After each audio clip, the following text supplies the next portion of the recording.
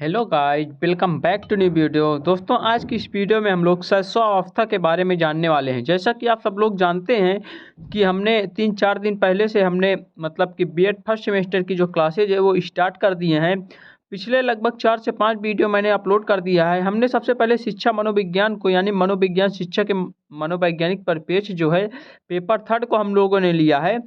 आप चाहे तो कानपुर यूनिवर्सिटी यानी छत्रपति साहू जी महाराज यूनिवर्सिटी से हो, या फिर प्रयागराज जो प्रोफेसर रज्जू भैया यूनिवर्सिटी से हो, या तो फिर लखनऊ यूनिवर्सिटी से हो, किसी भी यूनिवर्सिटी से हो, अगर आपके ये तीनों यूनिवर्सिटी का जो है सिलेबस सेम है और अदर यूनिवर्सिटियों में जहाँ पर भी मनोविज्ञान नाम का पेपर होता है बीएड फर्स्ट ईयर या फिर फर्स्ट सेमेस्टर में, तो उन लोगों के लिए ये वीडियो जो है बहुत ही महत्वपूर्ण होने वाला है, क्योंकि इस वीडियो में हम लोग शैशव अवस्था के बारे में जानने वाले हैं। जो बालक की विकास की अवस्थाएं होती हैं उनमें सबसे पहले शैशव अवस्था होती है।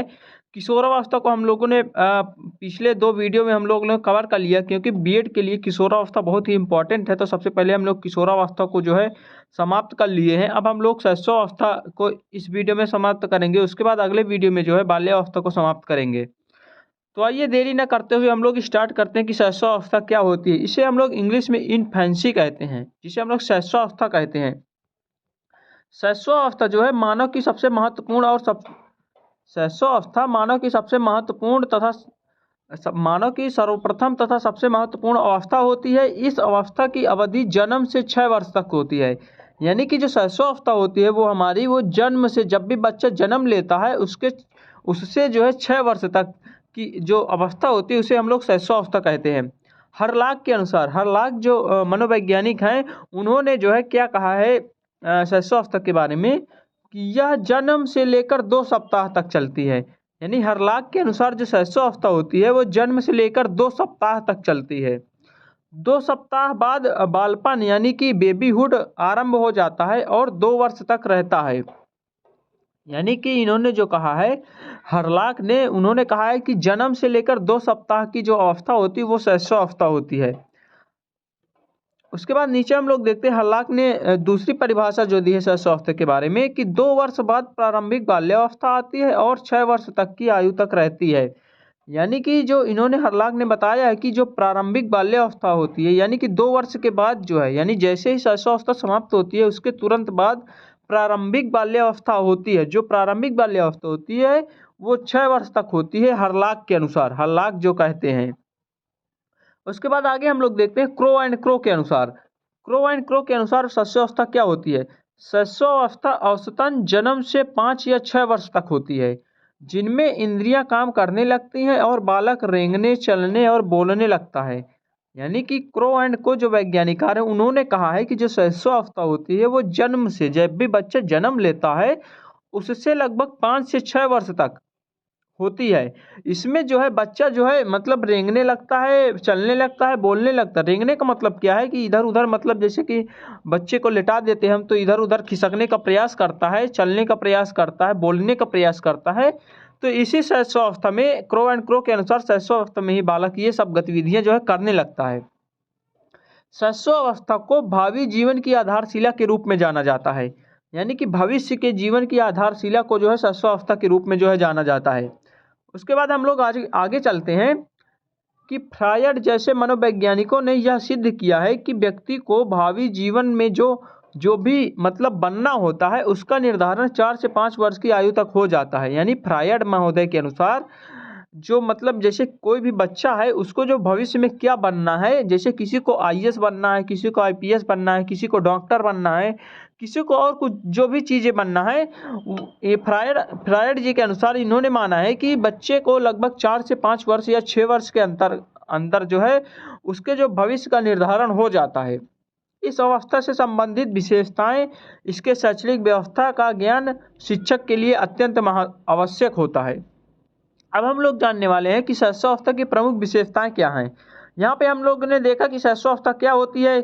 6 वर्ष तक की अवस्था को हम लोग शैशव अवस्था कहते हैं, जन्म से 6 वर्ष की अवस्था। यहाँ पे हम लोगों ने परिभाषाएं देखी। अब हम लोग देखने वाले शैशव अवस्था की प्रमुख विशेषताएं क्या होती हैं। सबसे पहले जो विशेषता है वो हम लोग शारीरिक विकास में तीव्रता होती है। यानी शैशव अवस्था में जो शारीरिक विकास में जो तीव्रता होती है वो कैसे होती है उसको हम लोग देखने वाले हैं कि बालक के जीवन में बालक जब बच्चा होता है छोटा, उसके जीवन में प्रथम 3 वर्षों में शारीरिक विकास तीव्र से होता है। प्रथम वर्ष में लंबाई भार दोनों में तीव्र से वृद्धि होती है। जब प्रथम वर्ष यानी पहले वर्ष में जब बालक होता है तो उसके लंबाई में अत्यधिक तेजी से वृद्धि होती है, भार में अत्यधिक परिवर्तन होता है, उसकी कर्मेंद्रियां, ज्ञानेंद्रियां या आंतरिक अंगों, मांसपेशियां आदि का भी उत्तरोत्तर विकास होता है। यानी कि कहने का मतलब ये है कि जब भी बच्चा प्रथम वर्ष में होता है, प्रथम वर्ष का मतलब 1 साल का बच्चा होता है, तो उसके लंबाई में अचानक से वृद्धि होती है, उसके भार में अचानक से वृद्धि होती है और उसके कर्मेंद्रियां, ज्ञानेंद्रियां, आंतरिक अंगों, मांसपेशियों में अत्यधिक जो है परिवर्तन देखने को मिलता है। उसके बाद हम लोग देखते हैं कि पर निर्भरता जन्म के बाद कुछ समय तक बालक बड़ी असहाय स्थिति में रहता है। उसे भोजन तथा अन्य शारीरिक आवश्यकताओं की पूर्ति के लिए तथा स्नेह और सहानुभूति प्राप्त करने के लिए दूसरों पर आश्रित होना पड़ता है। यानी कि पर निर्भरता, पर का मतलब दूसरे पर निर्भरता, मतलब कि दूसरे पर निर्भर रहता है। शैशवावस्था में जो बच्चा होता है वो दूसरों पर मतलब निर्भर रहता है। वो जैसे कि अपने माँ पर निर्भर रहता है, उसको खाने पीने, जैसे माँ का दूध उससे उस पर आश्रित रहता है। इस प्रकार मतलब हम लोग कह सकते हैं कि जो मतलब शैशवावस्था में बच्चा होता है वो दूसरों पर आश्रित रहता है, खुद से उसके हाथ में कुछ भी नहीं होता है। उसके बाद हम लोग देखते हैं कि मूल प्रवृत्त्यात्मक व्यवहार जो क्या होते हैं, इसके बारे में हम लोग थोड़ा जान लेते हैं कि इस समय जो है शिशु का अधिकांश व्यवहार मूल प्रवृत्तियों पर आधारित होता है। भूख लगने पर वह रोता है, क्रोधित होता है और जो भी वस्तु उसके पास होती है उसी को मुंह में डाल लेता है। यानी कि कहने का मतलब ये है कि जब बच्चा जो है शैशवावस्था में होता है, छोटा बच्चा कोई भी हो, तो मतलब कि वो जो है जैसे उसको जो है भूख लगती है तो वो रोने लगता है, या भी किसी चीज़ से मतलब कि क्रोधित हो जाता है, या भी उस किसी भी बच्चे को, अगर छोटा सा बच्चा है उसको कुछ भी मतलब कि सामान पकड़ा देते हैं तो वह तुरंत अपने मुंह में डालने लगता है। तो ये सारी एक्टिविटी जो है, ये सारी गतिविधियाँ जो है वो शैशवावस्था के अंतर्गत जो है आती हैं। उसके बाद हम लोग आगे चलते हैं, मानसिक क्रियाओं में तीव्रता। शिशु की मानसिक क्रियाओं के अंतर्गत ध्यान, स्मृति, कल्पना, संवेदना, प्रत्यक्षीकरण आदि का विकास जो है तेजी से होता है। मतलब कि शिशु की मानसिक क्रियाओं के अंतर्गत जो है ध्यान में उनके जो है अचानक वृद्धि तेजी से होती है, स्मृति, कल्पना, संवेदना, प्रत्यक्षीकरण, इन सारी चीज़ों में जो उसका विकास होता है वो बहुत तेजी से होता है शैशवावस्था में। इस संबंध में जो है गुड एंड एफ का विचार है कि व्यक्ति का जितना भी मानसिक विकास होता है उसका आधा 3 वर्ष की आयु तक हो जाता है। यानी कि कहने का मतलब ये है, जो गुड एंड अप का विचार है शैशवावस्था के बारे में, मतलब कि उन्होंने क्या कहा है कि व्यक्ति का जितना भी मानसिक विकास होता है, मानसिक विकास जो होता है वो 3 वर्ष की आयु में मतलब कि आधा जो है, जैसे पूरे जीवन काल में मान लो उदाहरण के तौर पर एक मतलब कि उसका मानसिक विकास है, तो उसके जो 3 वर्ष के मतलब कि शुरू के 3 वर्ष है उसका 1/2 भाग जो है वो शुरू के 3 वर्ष में यानी शैशवावस्था में जो है हो जाता है। इसका कहने का मतलब ये है। उसके बाद हम लोग आगे चलते हैं कि सीखने की प्रक्रिया में तीव्रता जो होती है, इस समय सीखने की गति बहुत तेजी से होती है। गेसेल के अनुसार क्या है कि बालक जो है प्रथम 6 वर्षों में बाद के 12 वर्षों से दुगना सीखता है। यानी कि जो बच्चा, कोई भी छोटा बच्चा है, वो जितना भी 12 वर्षों में, जैसे जन्म से लेकर 12 वर्षों में जितना भी सीखता है उसकी अपेक्षा जो प्रथम के 6 वर्ष होते हैं उसमें जो है वो उससे दुगना सीखता है। कहने का मतलब ये है। उसके बाद हम लोग आगे चलते हैं, अनुकरण द्वारा सीखने की प्रवृत्ति। अनुकरण द्वारा सीखने की प्रवृत्ति क्या है कि शिशु सबसे अधिक और सबसे जल्दी अनुकरण यानी कि नकल विधि से सीखता है। जैसे कोई भी बच्चा है, छोटा बच्चा है, मान लो कि 1 साल 2 साल का है, उसके सामने अगर हम लोग कोई भी एक्टिविटीज करते हैं, जैसे हम लोग कपड़ा पहनते हैं, कोई भी उनके माता पिता कपड़ा पहनते हैं, तो बच्चा क्या करता है, वो सोचने लगता है कि इन्होंने कपड़ा पहना है तो हमें कहीं ना कहीं ले जाएंगे घुमाने के लिए या खेलने के लिए, तो वो भी तुरंत कपड़ा पहनता है, यानी कि उनकी नकल करता है। जैसे कोई भी मतलब कि माँ जो है कुछ भी करती है, कोई भी सामान बना रही है, तो बच्चा क्या करता है कि उसकी माँ की नकल उतारता है। कोई भी सामान, जैसे कि खाना बना रहे तो बच्चा भी क्या करता है, वो बनाने की कोशिश करता है, यानी कि अनुकरण करता है, नकल करता है। इसका मतलब ये हुआ। परिवार में माता पिता भाई बहनों अन्य सदस्यों के व्यवहार का वह अनुकरण करता है और सीखता है। वही बात है कि जो भी परिवार में जो भी जैसे माता पिता भाई बहन अन्य सदस्यों के जो भी वो एक्टिविटी देखता है तो उसका वो मतलब अनुकरण करता है और उसके सीखने का प्रयास करता है। उसके बाद हम लोग देखते हैं संवेगों में प्रदर्शन। संवेगों में प्रदर्शन जो है, शिशु जन्म से ही संवेगात्मक व्यवहार का प्रदर्शन करता रहता है। यानी कि जब बच्चा जन्म से ही जैसे जन्म लेता है शिशुअवस्था में तो वो संवेगात्मक व्यवहार का प्रदर्शन करना शुरू कर देता है। जैसे संवेगात्मक प्रदर्शन क्या होते हैं, जैसे कि रोना, चिल्लाना, हाथ पैर पटकना। रोना है, चिल्लाना है, हाथ पैर पटकना है आदि क्रियाएं जो है संवेग पूर्ण ही होती हैं। बाल मनोविज्ञान के अनुसार आरंभ में शिशु के मुख्य रूप से 4 संवेग पाए जाते हैं। यानी कि जो बच्चा होता है उस मतलब शैशवावस्था में किसी भी बच्चे में जो मतलब कि उनके संवेग में परिवर्तन होता है, उसमें जैसे भय है, क्रोध है, प्रेम है, पीड़ा है, ये सारी चीज़ संवेग में जो है परिवर्तन मतलब प्रदर्शन के रूप में जो है ये सारी चीज़ें देखी जाती हैं। उसके बाद हम लोग चलते हैं आत्म प्रेम की भावना। आत्म प्रेम की भावना शैशवावस्था में जो है बहुत तेजी से होती है। जैसे कि शैशवावस्था में शिशु में आत्म प्रेम की भावना जो है बहुत ही प्रबल होती है। इस समय जो है वह चाहता है कि केवल उसे ही माता पिता एवं भाई बहन का पूर्ण स्नेह मिल गया है। ऐसा ना होने पर वह अन्य भाई बहनों से ईर्ष्या करता है। मतलब कि कहने का मतलब यहाँ पे ये है कि जैसे कोई भी बच्चा है, जैसे कोई घर में 2 बच्चे हैं छोटे छोटे, अगर कोई भी माता पिता जो है एक बच्चे को ज़्यादा प्रेम करते हैं या ज़्यादा स्नेह करते हैं तो दूसरा वाला जो होता है वो ईर्ष्या करने लगता है कि ऐसा कैसे हो सकता है, मेरे माता पिता जो है मुझको क्यों नहीं इतना प्रेम स्नेह करते हैं, तो वो ईर्ष्या करने लगता है। जैसे एक को किसी को गोदी में उठा लिया मतलब माता पिता, तो वो भी गोदी में उठाने का मतलब कि वो भी सोचता है कि ऐसा क्या हो रहा है मेरे साथ, मुझको क्यों नहीं गोदी में उठाया गया है। ये सारी चीज़ें जो है शैशवावस्था में जो है ये सारी चीज़ें बच्चों के मन में जो है चलती रहती हैं। जो वस्तु या खिलौना उसे दिया जाता है उसे वह दूसरों को न देकर अपने पास ही रखना चाहता है। मतलब कि बच्चा जो है शैशवावस्था में धीरे धीरे होशियार होना शुरू हो जाता है। कोई भी चीज़ उसको दे दिया जाता है, खिलौना दे दिया जाता है या फिर पैसा दे दिया जाता है, तो वो बच्चा क्या करता है, अगर उससे कोई छीनने का प्रयास करता है या लेने का प्रयास करता है, मांगता है, तो वह बच्चा देने के लिए राजी नहीं होता है। अब हम लोग देखेंगे कि शैशवावस्था में शिक्षा का स्वरूप। हम लोगों ने अभी तक क्या देखा कि शैशवावस्था क्या होती है, इसके थोड़ी परिभाषा हम लोगों ने देखा, अर्थ देखा, उसके बाद इसकी विशेषताएं देखी, शैशवावस्था की विशेषताएं देखी। अब हम लोग देखने वाले हैं कि शैशवावस्था में जो शिक्षा का स्वरूप है वो क्या होने वाला है। तो जो शैशवावस्था होती है उसमें जो शिक्षा का स्वरूप होता है वो कैसे होता है। शिक्षा की दृष्टि से मानव जीवन में शैशवावस्था का बहुत महत्व है। यानी कि शैक्षिक दृष्टि से या शिक्षा की दृष्टि से जो मानव जीवन में शैशवावस्था होती है या शैशव काल होता है वो बहुत ही महत्वपूर्ण काल माना जाता है। वेलेंटाइन ने इसे जो है सीखने का आदर्श काल कहा है। यानी कि वेलेंटाइन जी ने जो शैशवावस्था को जो है सीखने का आदर्श काल कहा है।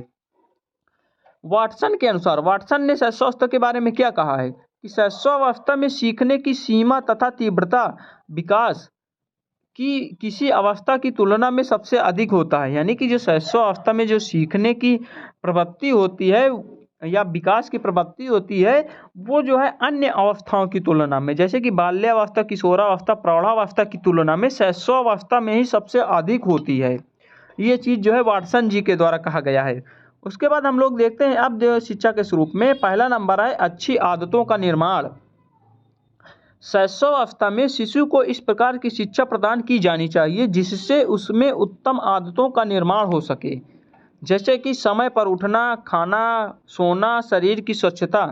यानी कि शैशवावस्था में बच्चे को अच्छी शिक्षा दी जाए, उसको अच्छे गुण बताए जाए, अच्छी आदतों पर उसका जो है ध्यान केंद्रित किया जाए जिससे जो है बच्चा जो है समय से उठ सके, खाना खाने समय से सोना, शरीर की स्वच्छता रख सके। इसी शैशवावस्था से ही इन सब चीज़ों पर जो है बच्चे के ऊपर ध्यान देना चाहिए जिससे जो है उसके भविष्य में होने वाले जो परिवर्तन होते हैं वो सारी चीज़ें जो है अच्छे तरीके से हो सकें। आत्मनिर्भरता में शिक्षा। आत्मनिर्भरता में शिक्षा जैसे शैशवावस्था में बालक को आत्मनिर्भर बनाने के लिए उन्हें कार्य स्वयं करने देना चाहिए तथा शिक्षक द्वारा आत्मविश्वास की भावना विकसित की जानी चाहिए। यानी कि जो शैशवावस्था में जब बालक रहता है तो उसको क्या करना चाहिए कि अपना काम स्वयं के लिए मतलब करने को कहना चाहिए या स्वयं करने देना चाहिए। जिससे शिक्षक को क्या करना चाहिए, आत्मविश्वास की भावना विकसित करनी चाहिए। जैसे कोई भी बच्चा कोई भी काम कर रहा है तो शिक्षक को उसको प्रोत्साहित करना चाहिए कि हाँ तुम ये काम कर सकते हो। तो उससे बच्चे में क्या होगा, कॉन्फिडेंस का पावर जो है डेवलप होगा, कॉन्फिडेंस अच्छा आएगा तो वो बच्चा जो है उस काम को करने में उसकी और रुचि बढ़ेगी। उसके बाद है क्रिया तथा खेल द्वारा शिक्षा। शिशु से जो है जन्म से ही क्रियाशील होता है, खेल में उसकी सहज रुचि होती है, अतः उसे जो है खेल द्वारा करके सीखने का पूर्ण अवसर देना चाहिए। यानी कि जो शैशवावस्था में या शिशु की अवस्था में जो बच्चे में क्रियाशीलता होती है वो बहुत ही तेजी से होती है, खेल में उसकी बहुत ही ज़्यादा रुचि होती है। तो उसे क्या करना चाहिए, खेल द्वारा करके सीखना, मतलब जैसे कोई खेल उसे हम लोग बता रहे हैं या टीचर कोई भी या फिर माता पिता बता रहे हैं तो उसको जो है क्या करना चाहिए, बच्चों को उसको मतलब स्वयं से करके सीखने के लिए कहना चाहिए, उसको स्वयं से मतलब खेलने के लिए कहना चाहिए, जिससे उसको जो है वो जो है सीख सके आसानी से। जैसे जैसे यहाँ पे फोटोज पे देख लीजिए कि कोई भी बच्चा जैसे ये चीज़ मतलब कि कोई वस्तुएं जैसे रख रहा है तो उसको स्वयं से उसको देना चाहिए कि हाँ ये तुम करो। अपने से जब कोई भी बच्चा करेगा तो वो मतलब कि उसमें जो है मतलब कि कॉन्फिडेंस पावर जो है ज़्यादा होती है। करके सीखना मतलब कि स्वयं से प्रयोग करके सीखना वही चीज़ है। यहाँ पे फोटो के माध्यम से आप लोग देख सकते हो कि बच्चे को स्वयं से मतलब कि करके सीखने के लिए मतलब प्रोत्साहित करना चाहिए, कहना चाहिए। स्ट्रैंग के अनुसार यहाँ पे जो स्ट्रैंग का कथन है, शिशु अपने और संसार के बारे में अधिकांश बातें खेल द्वारा सीखता है। यानी जो स्ट्रैंग महोदय ने कहा है कि शिशु जो है, जो बच्चा होता है वो अपने और संसार के बारे में अधिकांश बातें जो है खेल खेल के द्वारा वो सीख लेता है। उसके बाद हम लोग चलते हैं पाठ्यक्रम रुचिकर हो। यानी कि जो इसमें शिक्षा का स्वरूप में जो है पाठ्यक्रम रुचिकर होना चाहिए। पाठ्यक्रम रुचि, क्रिया तथा खेल के सिद्धांतों पर आधारित हो।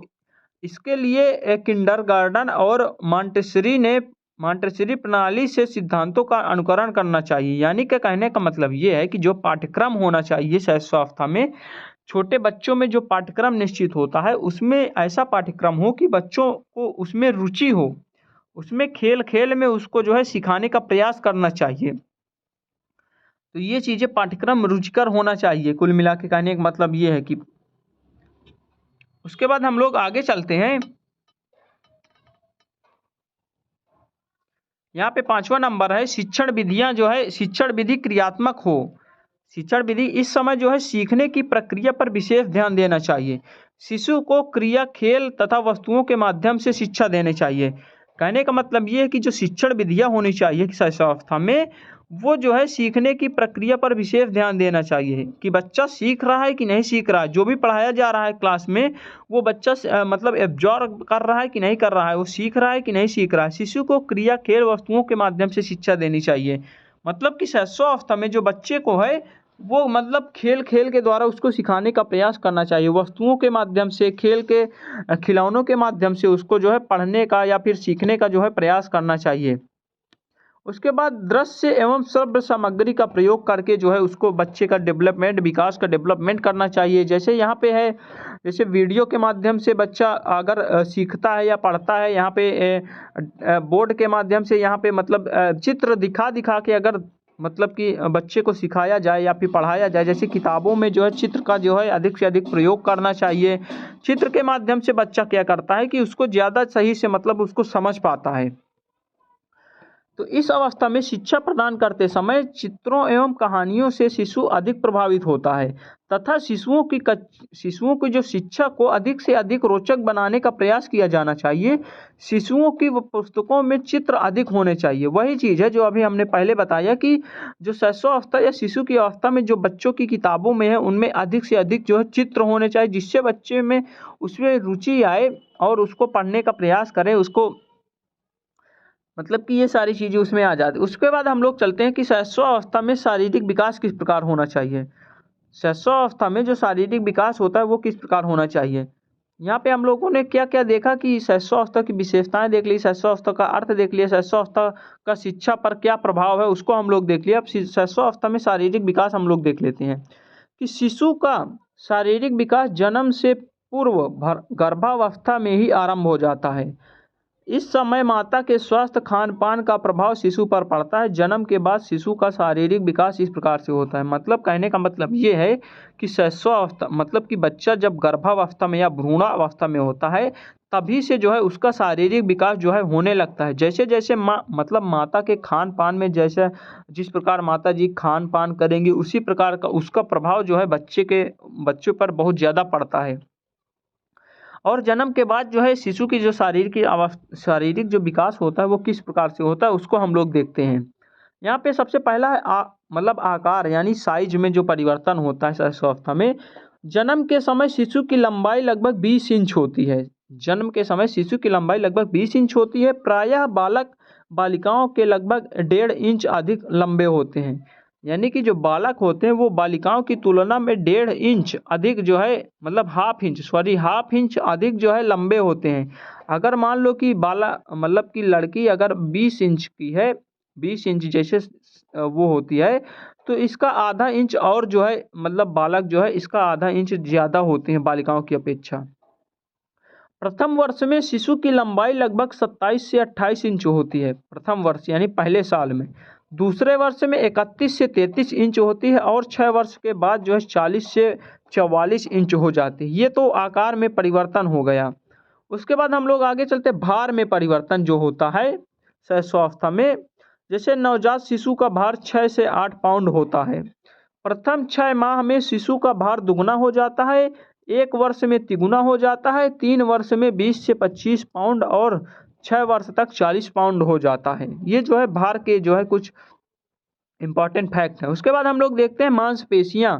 शैशवावस्था में जो है शिशु की मांसपेशियां का भार उसके शरीर के कुल भार का 23% होता है। धीरे धीरे यह भार बढ़ता है। उसकी भुजाओं की विकास जो है तीव्र गति से होता है। प्रथम 2 वर्ष में भुजाएं दुगनी और टांगे लगभग 1.5 गुना हो जाती हैं। 6 वर्ष की आयु तक उसकी मांसपेशियों में लचीलापन आ जाता है। यानी का कहने का मतलब ये है कि जैसे जैसे शैशवावस्था में बच्चा जैसे जैसे धीरे धीरे वो अपने मतलब कि धीरे धीरे जैसे जैसे उसकी एज बढ़ती है उसी हिसाब से उसके मांसपेशियों में भी परिवर्तन धीरे धीरे होते रहते हैं। उसके बाद हम लोग देखते हैं कि हड्डियों में क्या परिवर्तन होते हैं। नवजात शिशु की हड्डियां छोटी, कोमल, लचीली होती हैं। हड्डियों की संख्या 270 होती है। यानी कि यहाँ पे 270 दिया है। जब बच्चा मतलब कि जन्म लेता है तो लगभग उसमें 300 हड्डियां होती है। उसके बाद शैशवावस्था में जब बच्चा पहुंच जाता है तो धीरे धीरे हड्डियां जो है छोटी छोटी हड्डियां जुड़ जुड़ के 270 के आसपास जो है हड्डियां हो जाती हैं। उसके बाद जैसे जैसे बच्चा विकास करता है आगे की अवस्थाओं में जाता है वैसे वैसे उसकी हड्डियों की संख्या कम होती जाती हैं। हड्डियों में कैल्शियम, फास्फोरस, अन्य खनिज पदार्थों की सहायता से मजबूत होती हैं। इसमें अस्थिकरण की प्रक्रिया कहते हैं। इसे अस्थिकरण की प्रक्रिया कहते हैं। बालक की अपेक्षा बालिकाओं का अस्थिकरण जल्दी हो जाता है। हड्डियां हम लोग देख लिया। अब हम लोग दांत देख लेते हैं। यहाँ पे हम लोग जल्दी जल्दी देख लेते हैं क्योंकि ये जो है ये चीज़ें आप लोगों को पहले से भी पता होंगी। इसको हम लोग जल्दी जल्दी जो है देख लेते हैं ये सारी चीज़ें। जन्म काल में शिशु के दांत नहीं होते हैं। लगभग 7वें माह से दांत निकलना आरंभ हो जाते हैं। ये अवस्थाओं दांत होते हैं। ये अवस्थाएं में दांत होते हैं। इनमें दूध के दांत कहा जाता है। 1 वर्ष की आयु तक इनकी संख्या 8 हो जाती है और लगभग 4 वर्ष तक दूध के सब दांत निकल जाते हैं। इसके बाद ये दांत गिर जाते हैं और 5वें 6ठे वर्ष की आयु में स्थायी दांत यानी कि नए दांत जो निकल आते हैं वो स्थायी दांत हो जाते हैं 6 वर्ष के बाद। उसके बाद हम लोग देखते हैं सिर एवं मस्तिष्क। नवजात शिशु का सिर शरीर की अपेक्षा बड़ा होता है। जन्म के समय सिर की लंबाई उसके शरीर की कुल लंबाई का 1/4 भाग होता है। प्रथम 2 वर्षों में सिर बहुत तेजी से बढ़ता है। उसके बाद विकास की गति धीमी हो जाती है। जन्म के समय मस्तिष्क का भार लगभग 350 ग्राम होता है।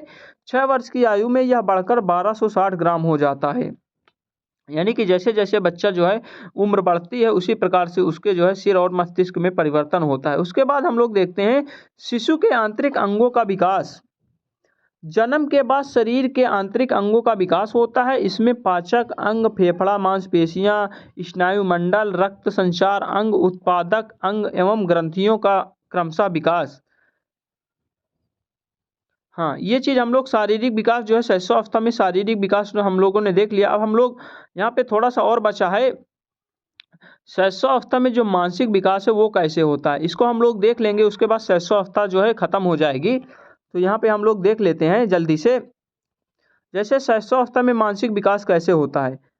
मानसिक विकास से तात्पर्य शिशुओं की उस योग्यता से है जिससे वह अपने वातावरण का ज्ञान प्राप्त करता है, क्योंकि मनुष्य जन्म लेता है तो उसका दिमाग अविकसित होता है और अपने वातावरण एवं आसपास के लोगों के विषय में कुछ नहीं जानता है। यानी कि जो बच्चा मतलब कि होता है, जब बच्चा जन्म लेता है तो वह कुछ भी मतलब नहीं जानता, उसका दिमाग जो अविकसित होता है और जैसे जैसे वो वातावरण और आसपास के लोगों से मिलता है तो उसका धीरे धीरे मानसिक विकास जो है होने लगता है। मानसिक विकास के अंतर्गत उसमें भाषा, स्मृति, तर्क, चिंतन, कल्पना, निर्णय आदि योग्यताओं का विकास होने लगता है। इस अवस्था में जो है मानसिक विकास तीव्र गति से होता है, यानी कि जो शैशवावस्था में है वो मानसिक विकास बहुत तेजी से होता है। मनोवैज्ञानिकों का मानना है कि 3 वर्ष की आयु तक शिशु का लगभग 50% मानसिक विकास हो जाता है। यानी कि जब बच्चा 3 वर्ष का होता है, 3 वर्ष की आयु तक जो बच्चे का मानसिक विकास है, लगभग 50% मानसिक विकास जो है 3 वर्ष की आयु तक जो है वो डेवलप हो जाता है। उसके बाद हम लोग देखते हैं जन्म से प्रथम वर्ष तक मानसिक विकास में हम लोग पहला नंबर देखते हैं कि जन्म के प्रथम वर्ष तक, प्रथम माह में यहाँ पे देख लेते हैं कि जन्म के समय वह अपनी भूख, नींद, अन्य शारीरिक आवश्यकताओं को संतुष्ट करने के लिए कुछ कार्य करता है, जैसे कि भूख का अनुभव, हाथ पैर हिलाना, गर्मी से व्याकुल होना, सर्दी में कांपना, आराम न मिलने पर रोना, जोर की आवाज़ सुनकर चौंकना। ये सारी गतिविधियां जो है प्रथम माह, यानी कि जब बच्चा प्रथम महीने में होता है जन्म के बाद, तो ये सारी गतिविधियां जो है उसके मतलब उसमें देखी जाती हैं।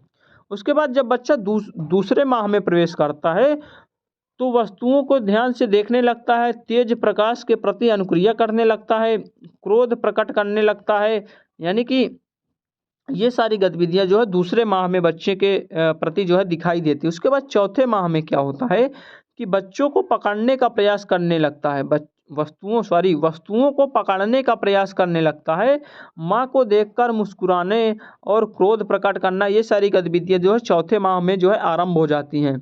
यहाँ पे देख लीजिए, यहाँ पे ये सारी जैसे पकड़ने का प्रयास कर रहा है, यहाँ पे हंसने का प्रयास कर रहा है, यहाँ पे मतलब हंसने का प्रयास कर रहा है, यहाँ पे देख लीजिए चित्र के माध्यम से। उसके बाद छठे माह में जब बच्चा होता है तो वस्तुओं को पकड़कर मुंह में रखने लगता है। जब 6 माह का बच्चा हो जाता है, अपना नाम सुनकर समझने लगता है, सहारे से बैठने लगता है, कि कोई भी सहारा उसको दे दे पीछे से तो वो बैठने का प्रयास करने लगता है, व्यंजनों की ध्वनि करने लगता है, धीरे धीरे मतलब बोलने का प्रयास करने लगता है।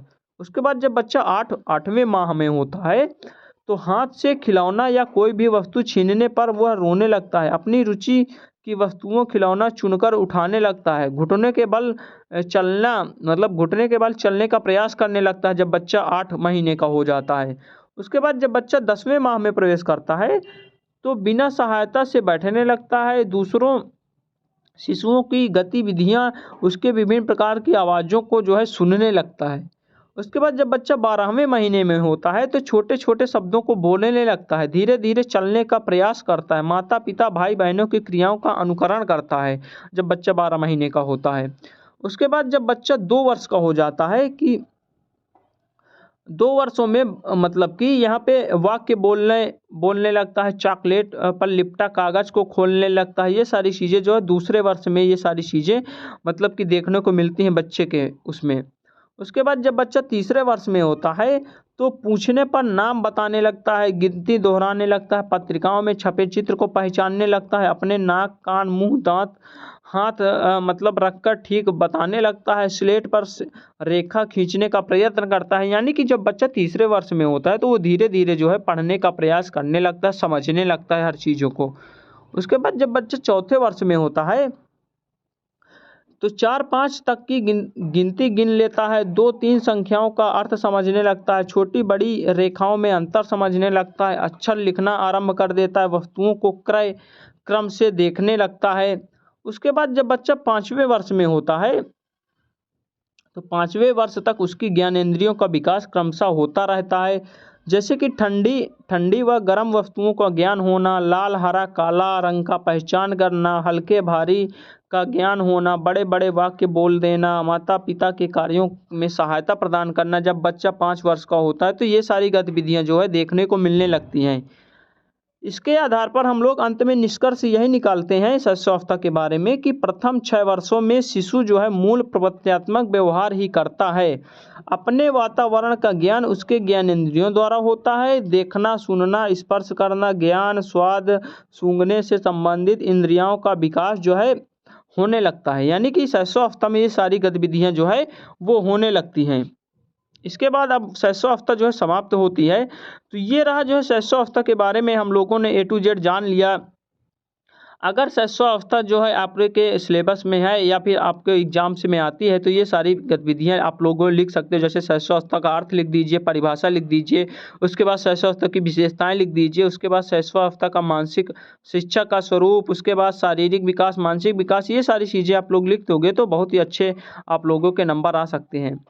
और हाँ, हम लोगों ने, जैसा कि आप सब लोग जानते हैं कि हम लोगों ने मतलब कि बीएड फर्स्ट सेमेस्टर की क्लासेज जो स्टार्ट कर दी, तो आप लोग डेली वीडियो, एक सुबह एक शाम डेली वीडियो मैं अपलोड करता हूं। तो डेली 2 वीडियो अगर आप लोग देखते हो तो आप लोगों के एग्जाम के पहले मैं लगभग इम्पॉर्टेंट टॉपिक जितने भी होने वाले हैं सारे टॉपिक मैं कंप्लीट करवा दूंगा। चारों पेपर के, हर पेपर से लगभग 10 वीडियो मैं प्रोवाइड करवा दूंगा। तो आप लोगों के जितने भी इम्पॉर्टेंट टॉपिक, मैंने पिछले 4 साल के पेपर को एनालिसिस कर लिया है कि कौन सा प्रश्न बार बार पूछा जा रहा है, कौन सा इम्पॉर्टेंट है, तो उसी को जो है मैं ज़्यादा सबसे पहले मतलब करवाने का प्रयास करूँगा।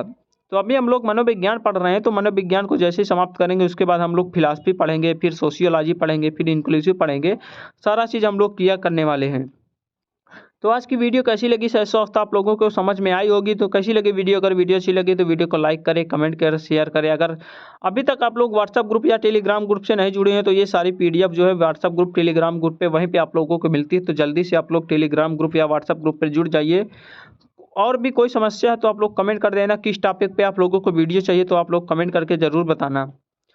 तो thanks for watching this video.